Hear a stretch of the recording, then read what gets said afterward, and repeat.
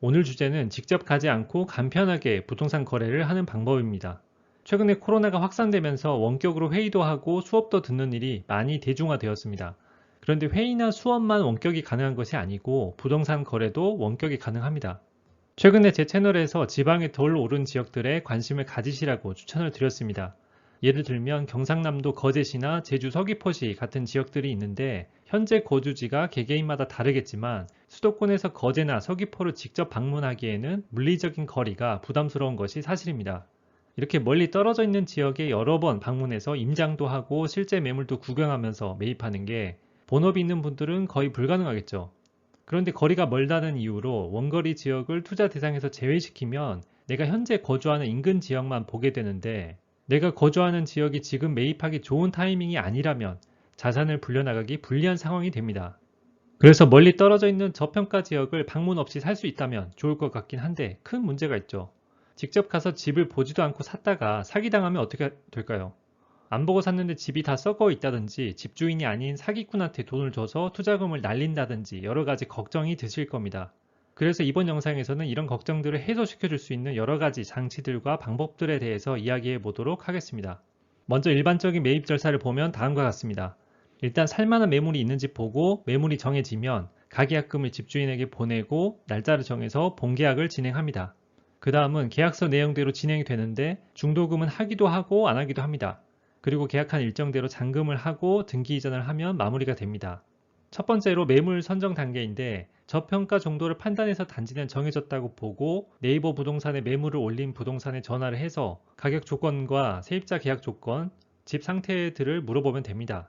물론 위임을 선호하지 않는 중개사들도 있는데 위임을 해주는 부동산을 찾아서 하면 됩니다. 그런데 이 단계에서 제일 걱정되는 부분이 집 상태를 직접 안 보고 계약해도 되는가입니다. 일단 이 걱정은 아파트라면 대부분 하지 않아도 됩니다. 만약에 빌라, 다세대, 상가라면 물건마다 워낙 다르기 때문에 직접 확인을 하는 게 좋지만 아파트는 내부 인테리어 정도만 차이가 있지 큰 차이가 없습니다. 아파트는 만약에 수리가 필요하다고 해도 세입자용으로 1, 2천만 원 정도만 생각하면 되는데 집값이나 기대 수익에 비해 크지 않은 비용입니다. 그래도 걱정이 되신다면 준공 10년 이내 신축 단지를 고르시거나 구축 중에서도 좀 더 비싸더라도 수리가 잘 된 집을 매입하시면 됩니다. 그리고 중개사와 세입자를 활용해서 집 상태를 확인하면 되는데 우선 중개사는 계약 성사가 주 목적이기 때문에 말하는 그대로를 100% 믿을 수는 없겠죠. 중개사는 중개 보수가 중요한데 중개 보수는 매물을 확인하려고 처음 전화했을 때 협의를 하는 게 좋습니다. 그런데 중개 보수는 잔금 후에 지급하기 때문에 실제로는 잔금 때 방문하지 않을지라도 잔금 때 방문해서 집 상태를 확인했을 때 중대 하자가 발견되면 중개 보수를 드릴 수 없다고 미리 언급하는 게 좋습니다. 거기에다가 집 상태를 말로만 듣는 것보다 집 상태를 사진으로 찍어서 보내달라고 요청하는 게 좋습니다. 일반적으로 중개사를 끼고 거래하면 집 상태에 대해 올바르게 고지할 의무가 있기 때문에 대부분 잘 설명을 해주시긴 하지만 지금까지 알려드린 장치들을 활용하면 더 안심이 되겠죠. 그리고 원격 매수를 하는 경우 대부분 투자 목적이기 때문에 세입자를 잘 활용하면 좋습니다. 세입자가 끼어있는 물건을 살 수도 있고 집주인이 살고 있는 집일 수도 있는데 집 주소를 중개사한테 받아서 등기부 등본을 떼보면 현재 집주인이 오랫동안 거주한 집인지 유추할 수 있습니다. 집주인이 오래 거주한 집이라면 본인 집이기 때문에 대부분 관리를 잘해서 더 안심할 수가 있고 세입자가 껴있는 집이라면 중개사를 통해서 세입자에게 사진이나 집 상태를 물어보게 요청하는 게 집 주인한테만 듣는 것보다 좋습니다. 이렇게 집 상태를 여러 가지 방법으로 확인한 후에 계약 조건이 합의가 되면 가계약을 합니다. 가까운 지역이면 바로 본계약을 해도 되지만 본계약에 필요한 서류를 보낼 시간이 필요하기 때문에 가계약을 하고 그 시간을 확보합니다. 가계약을 할 때는 계약 조건을 확인하고 등기부 등본을 직접 떼서 소유자 이름과 주민번호를 확인하고 집주인에게 이체를 하면 됩니다. 집에서 모든 과정을 다 하려면 당연히 은행에 안 가도 되게 온라인 뱅킹을 해야겠죠. 온라인 뱅킹이 가능하게 세팅을 미리 해 놓으시고 잔금 전에는 이체 한도를 부족하지 않게 늘려 놓으시면 됩니다. 가계약 후에 일주일 뒤 본계약을 하는 식으로 일정을 잡으면 되는데 직접 부동산에 가지 않아도 되게 필요한 서류들을 준비해서 그 일주일 안에 중개사에게 도착하게 등기로 보내면 됩니다. 필요한 서류들이란 중개사에게 권한을 위임하는 위임장과 위임장에 찍힌 인감이 내 것이 맞다는 걸 증명해주는 인감증명서 그리고 신분증 사본을 준비해서 중개사에게 보내면 됩니다. 인감 등록을 안 하신 분들은 도장을 하나 파서 가까운 주민센터에서 인감을 등록하시면 되는데 본 계약 때 내 도장은 안 보내도 되고 위임장에 도장을 찍고 인감증명서만 보내면 됩니다. 그런데 내 신분증이랑 인감증명서랑 위임장을 중개사한테 보내면 중개사가 그걸로 사기를 치면 어떻게 하나 걱정이 드실 겁니다. 매도자랑 짜고 더 비싼 가격에 계약한다든지, 내가 말한 물건이 아닌 다른 물건을 계약한다든지, 내가 말한 물건을 사고 다른 물건을 또 산다든지 할 수 있지 않을까요? 그럴 가능성이 거의 없는 게 우리가 돈을 줘야 되는 매수자인데 잘못된 계약에 돈을 줄 리가 만무하고, 그렇게 되면 중개비도 날아가는 데다가 평판도 안 좋아지고 장사도 못하게 되는데 굳이 그렇게 할 이유가 없습니다. 그래도 불안하시다면 위임장에 위임을 하는 권한의 범위와 항목을 자세하게 써서 제한을 두면 됩니다. 화면에 보시는 것처럼 정확한 매입 금액과 계약 날짜, 매도인 이름을 명시하면 더 명확한 위임이 됩니다. 그리고 계약이 진행되는 당일에 매도인에게 위임장을 확인시키고 뭐라고 써 있는지 읽어보시라고 상기시켜 드리면 됩니다. 위임을 위한 서류들은 이렇게 준비하면 되고, 다음으로 현재 세입자가 껴있는 경우에는 본 계약 당일에 계약금을 입금하기 전에 세입자와 전화 통화가 되게 중개사에게 준비해달라고 미리 요청을 해놓습니다. 계약하는 당일에 전세나 월세 계약서 사진을 받아서 그 계약서 상에 있는 세입자에게 전화를 걸고 세입자에게 자초지종을 설명하면서 세입자가 언제 얼마에 계약했는지와 주민등록번호를 물어봐서 계약서와 일치하는지 확인합니다.